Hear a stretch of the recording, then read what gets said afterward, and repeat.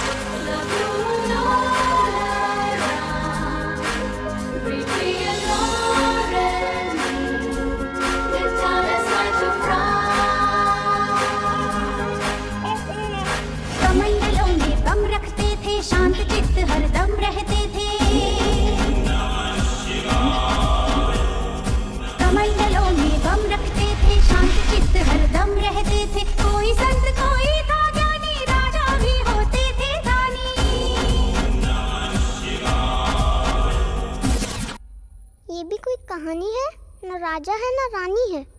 Yeah man, what kind of a story is this? No prince, no princess.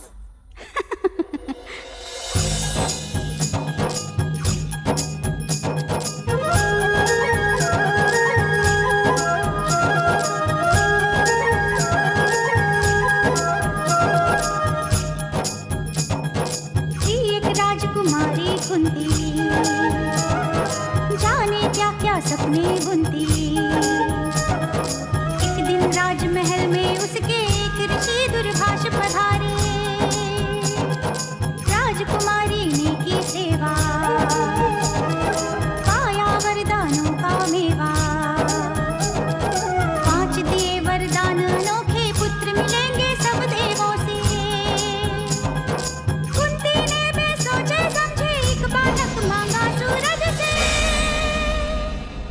बिन ब्याही माँ बनकर उसको बदनामी की मिली निशानी।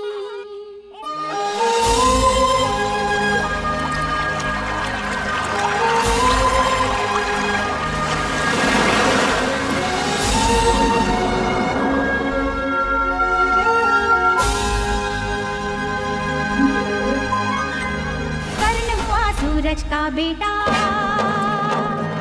कुंती ने गंगा को सौंपा।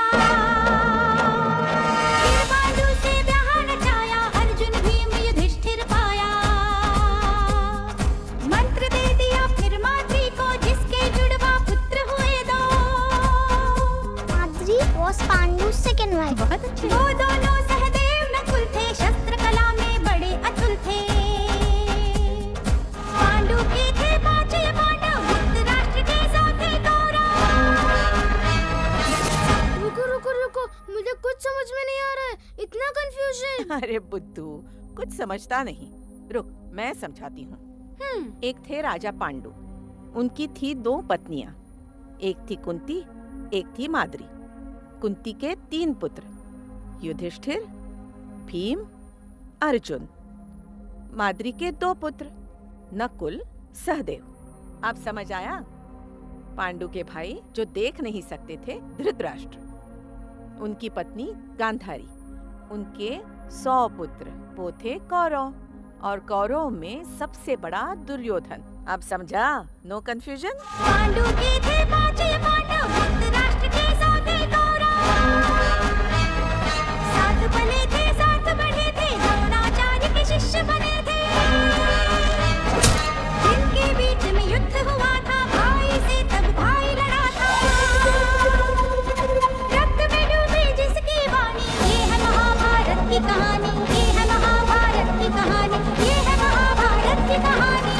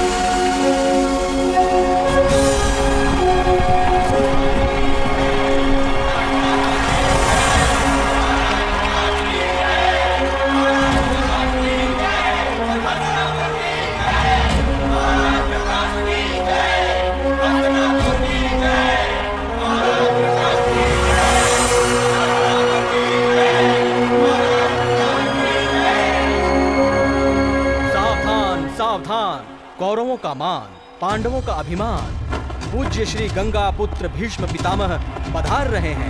पूज्य श्री भीष्म पितामह की, पूज्य श्री भीष्म पितामह की, पूज्य श्री भीष्म पितामह की, पूज्य श्री भीष्म पितामह की। सज्जनों, मेरे लिए ये गौरव का अवसर है कि अब मेरे कौरव और पांडव कुशल योद्धा बन गए हैं, और आज वो अपने गुरु द्रोणाचार्य की आज्ञा से अपनी शस्त्र विद्या का प्रदर्शन करेंगे। सबसे पहले गदा युद्ध होगा। कौरवों की ओर से राजकुमार दुर्योधन,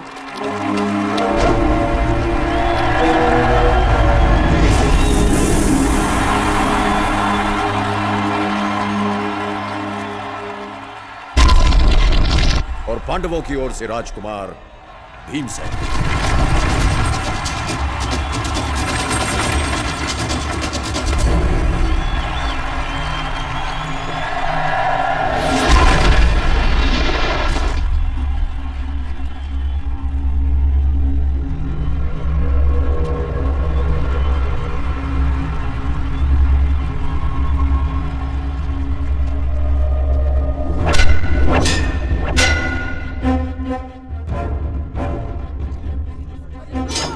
बहन कुंती, कौन जीत रहा है? महारानी गांधारी। मेरा भीम बढ़ बढ़ कर वार कर रहा है। और दुर्योधन? दुर्योधन भी कम नहीं है, अब वो पछाड़ रहा है भीम को। मन करता है अपनी आंखों से दुर्योधन का पराक्रम देखूं। और मेरा मन करता है अपनी आंखों को बंद कर लूं, कहीं मेरे भीम को मेरी ही नजर न लग जाए।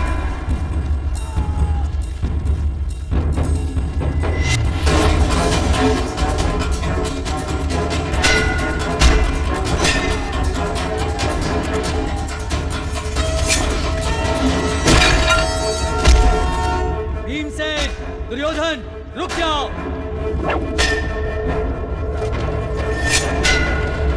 पितामह, इन्हें रोकिए। दुर्योधन, भीमसेन। दुर्योधन और भीमसेन की हार जीत का निर्णय कम से कम आज असंभव है। अब मैं पांडव अर्जुन को आमंत्रित करता हूं।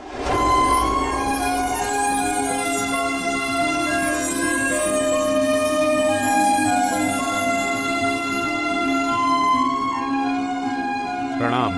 आयुष्मान भव। मैं भगवान की सौगंध खाकर कह सकता हूँ कि अर्जुन जैसा कुशल धनुर्धारी और कोई नहीं। यह सत्य नहीं है।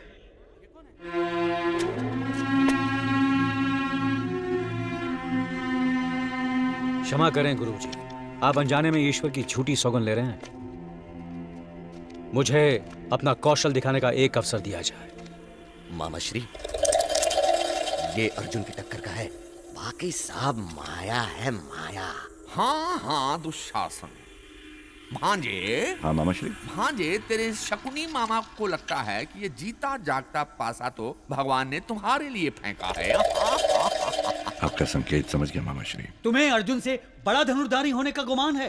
पहले ये तो बताओ, तुम हो कौन? मैं कर्ण हूं। कर्ण कौन? ये सारथी अधिरथ का पुत्र है। अधिरथ का पुत्र? एक साधारण सारथी पुत्र के साथ मैं मुकाबला नहीं कर सकता। कर्ण सारथी पुत्र नहीं, मेरा बड़ा पुत्र है। रथ हाँकने वाले के पुत्र कुत्ता और यज्ञ का प्रसाद खाने की कामना, एक दास पुत्र और राजकुमारों का सामना। इस मुकाबले में केवल राजा या राजकुमार ही भाग ले सकते हैं, तुम नहीं। तो फिर आप अपने शब्द वापस लीजिए गुरुजी कि अर्जुन ही त्रिलोक का सर्वश्रेष्ठ धनुर्धारी है। तो इसका भी कोई प्रमाण नहीं कि तुम अर्जुन से बढ़कर धनुर्धारी हो। तुम्हें भाग लेने की आज्ञा नहीं दी जा सकती। यह अन्याय है। ये मेरा मित्र है और किसी राजकुमार का मित्र किसी राजकुमार से कम नहीं होता। पैर की जूती को सर पर रखने से वो राजमुकुट नहीं बन जाता। जिसके कुल का किसी को ज्ञान नहीं, उसके साथ युद्ध करने में राजकुमारों का अपमान है, अपमान। पितामह, कर्ण को भी किसी शतरानी ने ही जन्म दिया होगा।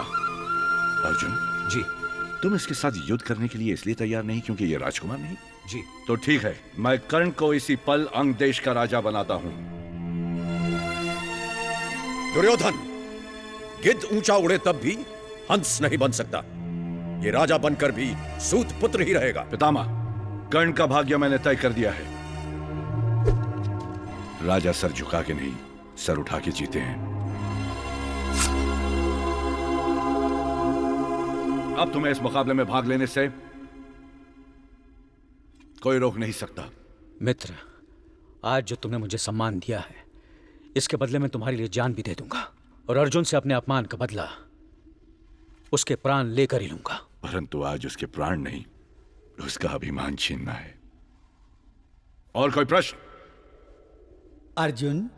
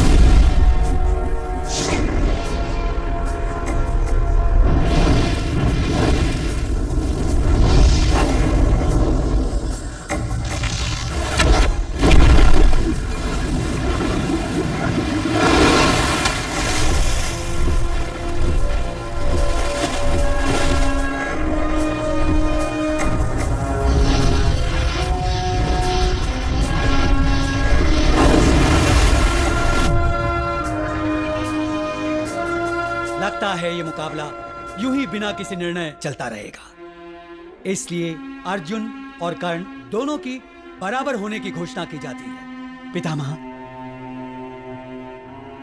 सज्जनों, हस्तिनापुर का इतिहास सब जानते हैं।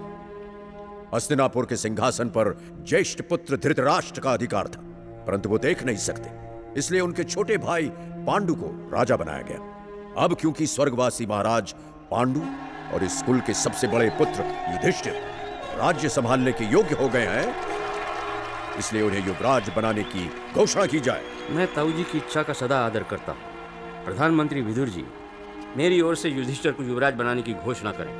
पासा तो उल्टा पड़ गया। मैं धर्मरक्षक न्यायपालक सम्राट धृतराष्ट्र की ओर से राजकुमार युधिष्ठिर को युवराज बनाने की घोषणा करता हूं।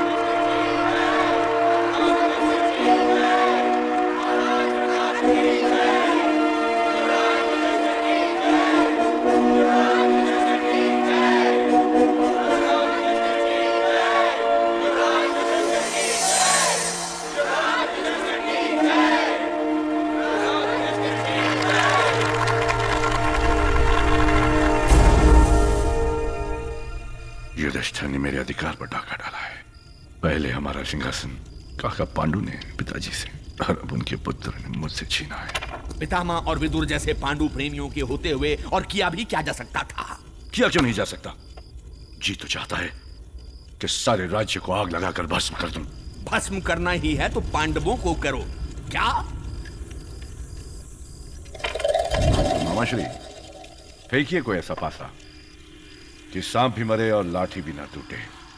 मामा के भांजे मेरे पासे भी पांडवों को भस्म करने की भविष्यवाणी कर रहे हैं, समझे?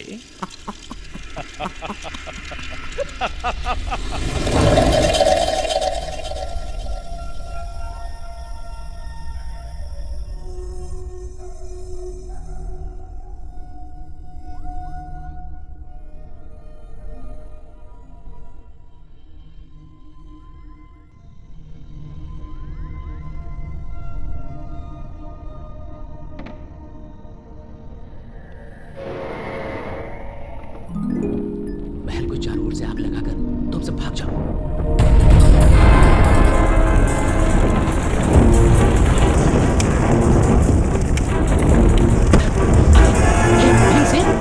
तुम क्या समझते थे?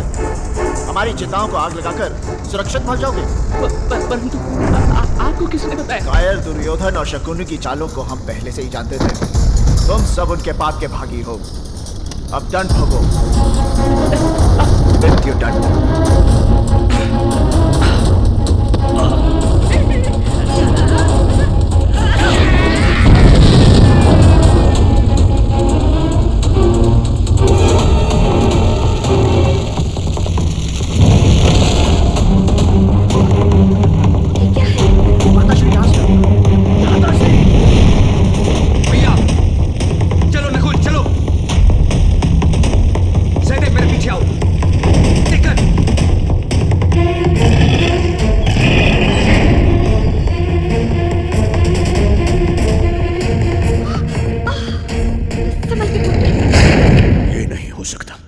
कदापि नहीं हो सकता। पर ये अनर्थ तो हो गया। पांचों पांडव और बहन कुंती भी जलकर भस्म हो गए। हाँ माताश्री, मैं स्वयं उन पांचों के जले हुए शव देख कर आया हूँ। अच्छा हुआ मैं और गांधारी देख नहीं सकते, अन्यथा अपने भतीजों और कुंती के अंतिम दर्शन का साहस कहां से लाते। पांडवों ने दुर्योधन का अधिकार छीना था, ये उसी का दंड है। शकुनी भैया, पर पिताश्री, ठीक ही तो कहा है मामा ने, जैसी करनी वैसी भरनी।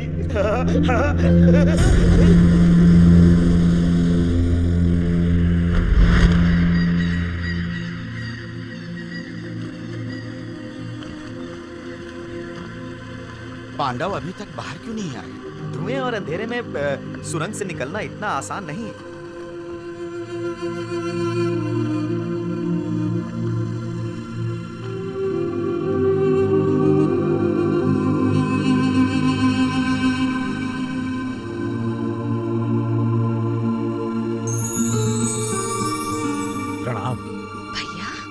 भगवान की कृपा है, आप लोग बच गए। आपकी कृपा है कि दुर्योधन के षड्यंत्र का पहले से पता चल गया। मैंने दुर्योधन के पीछे अपने गुप्तचर लगा रखे हैं।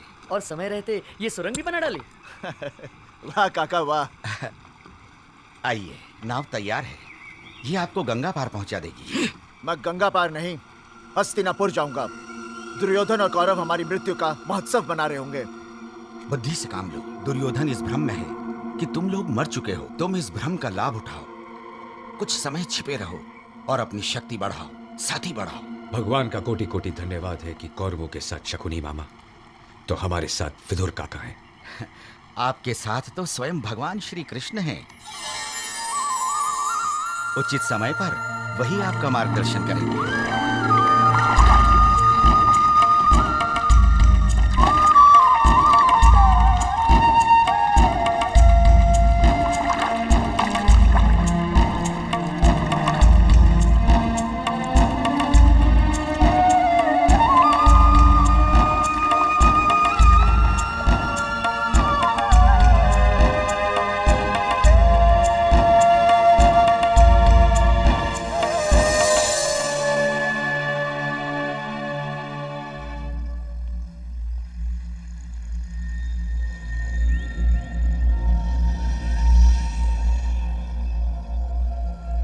रात बिताने के लिए ये जगह ठीक है, क्यों भ्राताश्री? वैसे तो ठीक है, पर खतरे से खाली नहीं। क्यों भ्राता? इस जंगल में एक भी वन प्राणी नहीं, न शेर न गीदड़। तब तो ये सुरक्षित जगह हुई ना? नहीं, इस वन में अवश्य ही राक्षस होंगे, जिनके डर से वन प्राणी भाग गए होंगे। आप लोग विश्राम कीजिए, मैं देखता हूं कौन राक्षस यहां आने का साहस करता है।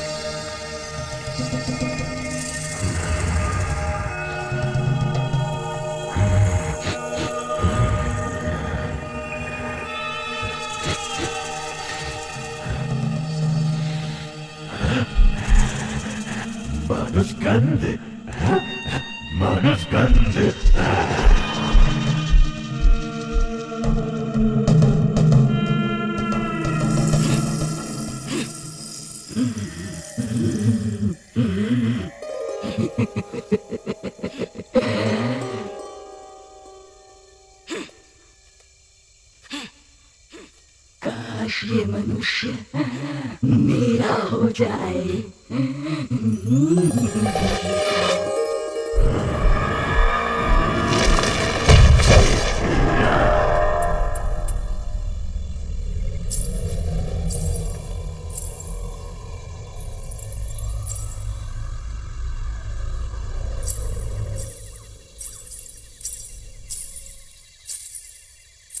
ए सुंदरी, सामने आओ, नहीं तो मैं इस पेड़ को ही गिरा दूंगा।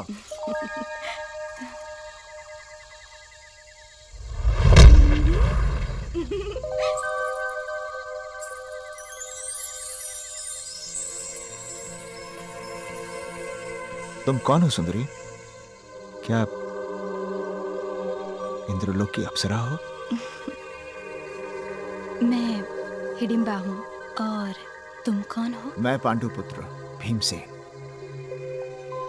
वहां पीछे मेरा परिवार विश्राम कर रहा है।